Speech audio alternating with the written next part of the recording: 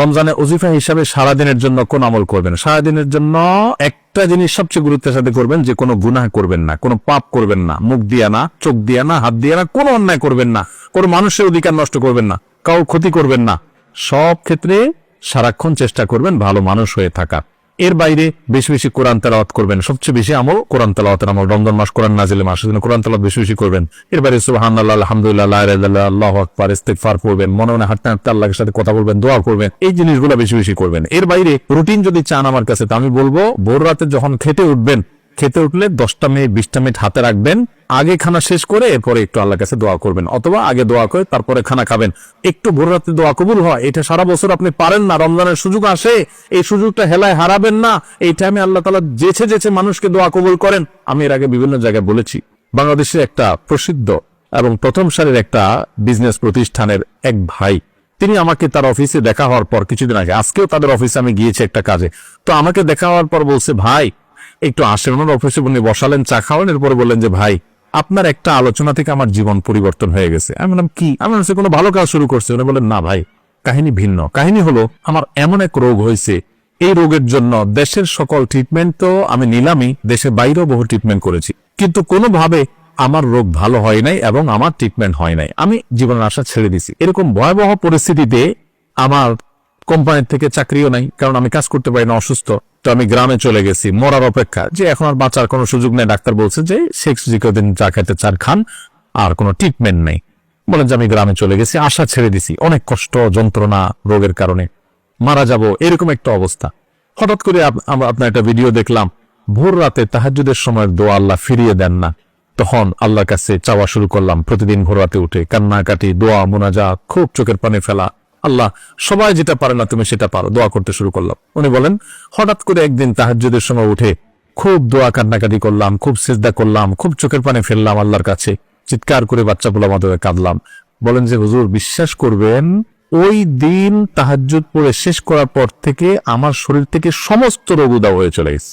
আজকেও তার সাথে দেখা করে আসছি আমি। ইন্টারেস্টিং বিষয়, আজকেও ওই লোকের সাথে আমি দেখা করে আসছি, একটা কাজে গেছিলাম তার অফিসে। আজকেও ওই ভাইটা আমাকে বললেন যে ভাই, এরপর আমি শুধু সুস্থ হয়েছি তা না, আমি আমার কোম্পানিতে আবার ফিরে আসছি। আগে যে ডিউটি ছিল আমার প্রমোশন হয়ে ডিউটি আমার আরো বাড়ছে, এবং আমার কোম্পানির চেয়ারম্যান সহ সবাই আমাকে আরো বেশি আস্থা রাখে। ওনার সামনে থাকা পিয়ন অন্যান্য লোকদেরকে আমার সামনে দেখে বলতেছে, এই তোমরা বলো, আমি আগে যে বদমেজাজি দেখাইতাম, আচার পিছার করতাম, রাগ জাহির করতাম, আমার এগুলো আছে এখন? বলে না স্যার, এগুলো কিচ্ছু নাই এখন। আর শুধু সুস্থ হয়েছে না, আজীবন আমল পরিবর্তন হয়ে গেছে। ভাইরা আমার, এই ভোর রাতের দোয়া বড় গুরুত্বপূর্ণ। রমজানে কিন্তু সেই সুযোগটা আসে, এজন্য সাহরি করতে উঠলে একটু দোয়া করবে, ঠিক আছে তো ইনশাআল্লাহ। এরপরে ফজর নামাজ পড়ে পারলে একটু তেলাওয়াত করে ইশরাক করে তারপরে দরকার হলে ঘুমাবেন, আর দরকার না হলে নাই। এবং ডিউটিতে যখন যাবেন, ডিউটিতে কোনো ফাঁকি দিবেন না, পথে কারো ক্ষতি করবেন না, কাউকে খারাপ কথা বলবেন না, আজে বাজে জিনিস মোবাইলে দেখবেন না, হারাম থেকে বেঁচে থাকবেন। জোহরের ওয়াক্ত হলে টাইম মতো নামাজ পড়বেন, আবার আসর ওয়াক্ত হলে টাইম মতো নামাজ পড়বেন। বাসায় এসে স্ত্রীর সাথে ইফতার বানানোতে সাহায্য করবেন, শুধু মুছে তাও দিয়ে বসে থাকবেন না যে আনবে আর বসে বসে খাবো। একটু কাজ কাম করবেন। নবী সাল্লাল্লাহু আলাইহি ওয়াসাল্লাম মেয়েদের কাজে সহযোগিতা করতেন। এরপরে আগে ইফতার আগে একটু দোয়া করবেন। ইফতারের পরে সকাল সন্ধ্যা দোয়া দুরুদ ইত্যাদি পড়ে তারাবিতে চলে যাবেন। তারাবিতে সুন্দর করে মনোযোগ দিয়ে কোরআন তেলাওয়াত শুনবেন। তারাবিতে কি পড়েন, হাফেজ সাহেব কি পড়েন, সেটা তো আপনি শুনেন, বুঝেন না। এই জন্য একটা বই আমি লিখেছি এবছর, নতুন আমাদের বের হয়েছে, তারাবির সালাতে কোরআনের বার্তা। একটু দেখে নিতে পারেন যাওয়ার আগ দিয়া, যা আজকের তারাবিতে হাফেজ সাহেবরা যে পারা পড়বেন, সে পারাতে আল্লাহ কি বলছেন, 3-4 পৃষ্ঠা এখানে দেওয়া আছে। দেখে নিলে আপনার তারাবিতে আপনি আলাদা একটা তৃপ্তি পাবেন। এরপর তারাবি পড়ে এসে যত দ্রুততার সাথে সম্ভব শুয়ে পড়েন, কারণ ভোর রাতে আপনাকে উঠতে হবে। এভাবে আপনি পুরো রমজান মাস গুনাহমুক্ত থাকার চেষ্টা করেন, হারাম মুক্ত থাকার চেষ্টা করেন। অন্য আমল করতে পারেন না পারেন, এটা হবে সবচেয়ে বড় সার্থকতা ইনশাআল্লাহ। রমজানে খাদ্যদ্রব্যের মূল্যের ঊর্ধ্বগতি রোধে একটা পরামর্শ দিতে চাই, লিখলে বড় হবে, তাই সাক্ষাতে 5 মিনিট কথা বলতে চাই, যে কোনো জায়গায় আপনার সুবিধা মতো। ভাই, দ্রব্যমূল্য নিয়ন্ত্রণ করার জন্য আমাকে বুদ্ধি না দিয়া বাণিজ্য মন্ত্রণালয়ের লোকজনকে বুদ্ধি দেন। আমার হাতে তো ক্ষমতা নেই, আপনার বুদ্ধি আমি কাজে লাগাইতে পারবো না। তো কোন বুদ্ধি দিলে সব 2 নম্বর ব্যবসা সাইজ করা যাবে, এটা তাদেরকে বুদ্ধি দেন। ভাইরা আমার কাছে অবাক লাগে যখন দেখি টেলিভিশনে অথবা কোনো ভিডিওতে, কোনো পত্রিকাতে নিউজ হয়, এই সুন্দর লম্বা দাড়ি, মাথায় একটা সুন্দর টুপিও আছে, আবার দাড়িগুলোতে মাশাআল্লাহ মেহেদি কালারও করা আছে, কিন্তু উনি ধরা খাইছেন কিসে? ব্যবসায় ভেজাল করছেন।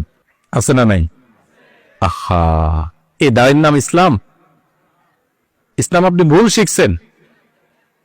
আপনার ইসলাম আপনার দোকানদারিতে জাহির হবে। আরব দেশগুলোতে, আফ্রিকার দেশগুলোতে রমজান আসলে বিভিন্ন আইটেমে মানুষ ছাড় দিয়ে দেয়, অফার দিয়ে দেয়, কম দামে দিয়ে দেয়, যাতে মানুষ সোজা রাখতে পারে। আর আমাদের দেশে 5 ওয়াক্ত নামাজ পড়ে, লম্বা দাড়িও আছে, মাথায় টুপিও আছে, মাশাআল্লাহ, আবার ওমরা হজ করেও আসছে, আবার দাড়িতে মেহেদিও দিছে, মাথায় একটা টুপিও আছে, মাশাআল্লাহ, লম্বা সম্বা। উনি ধরা খাইছে কি জন্য?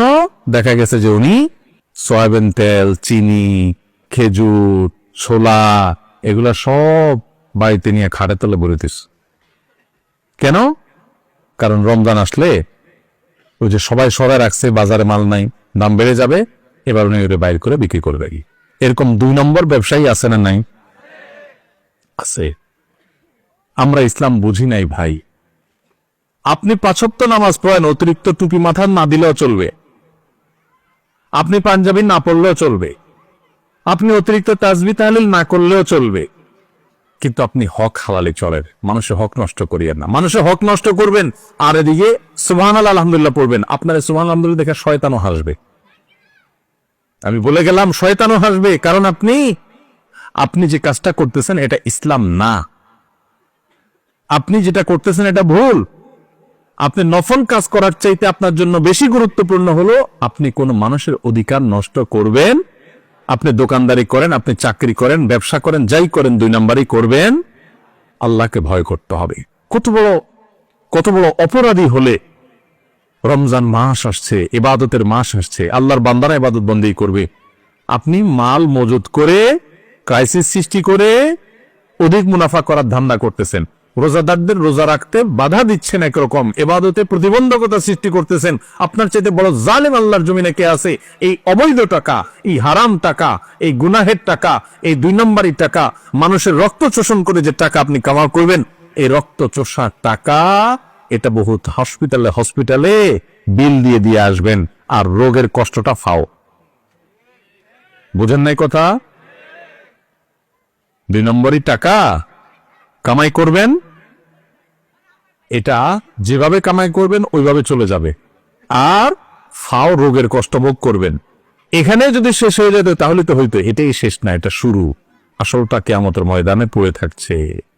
এই জন্য আল্লাহর ভয়ে সমস্ত হারাম ছাড়বো তো ইনশাআল্লাহ। আল্লাহ আমাদের তৌফিক দান করো।